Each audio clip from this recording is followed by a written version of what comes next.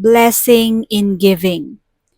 Ang sabi sa Acts 20 verse 35, sa lahat ng pagkakataon, ipinakita ko sa inyo na sa pamamagitan ng ganitong pagtatrabaho, ay dapat ninyong tulungan ang mahihina.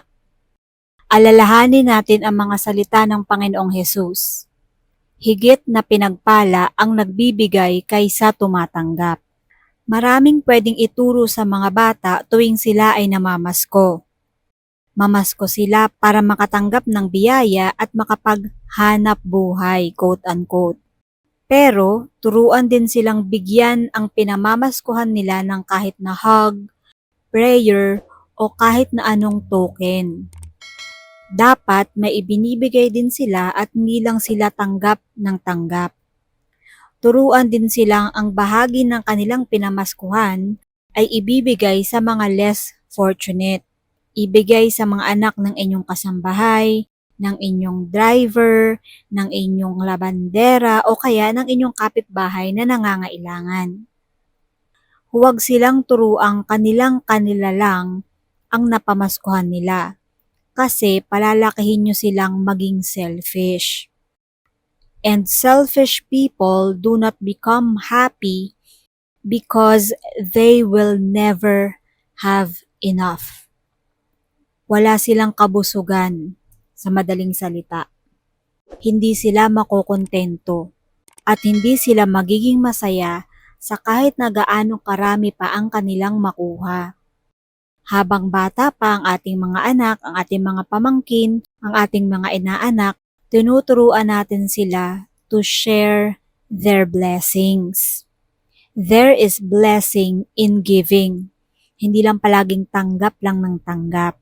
Discover and rediscover the joy and the blessing of giving. Nakukuha ang isa sa pinakamalalim na kaligayahan ng tao kapag nagbibigay siya. At kung hindi pa natin nadidiskubre yon, napakalaki pa ng hindi natin nalalaman tungkol sa buhay. God created us to receive from Him and to give to Him and to other people as well.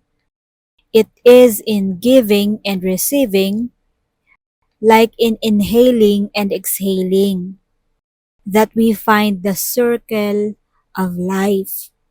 Kailangan buo at kumpleto yun. Yung mga tumatanggap should also inspire the givers, yung mga nagbibigay, in their giving. Huwag silang dalain. Huwag niyong hayaang madala yung mga nagbibigay sa inyo. Ipakita niyo rin naman na pinapahalagahan ninyo ang kanilang ibinibigay.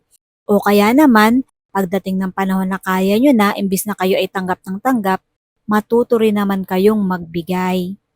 Huwag bigyan ng phobia yung mga nagbibigay. Na tuwing nakikita nila ang mukha nyo, lagi na lamang kayong may hihingin o lagi kayong bibigyan.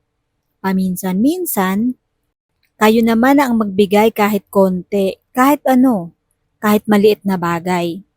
Otherwise, iiwasan kayo ng mga tao. You should also be a giver in other ways, hindi lang sa material na bagay. Pwedeng sa inyong time, sa inyong presence. Life is not a one-way street. Dapat dalawa yan.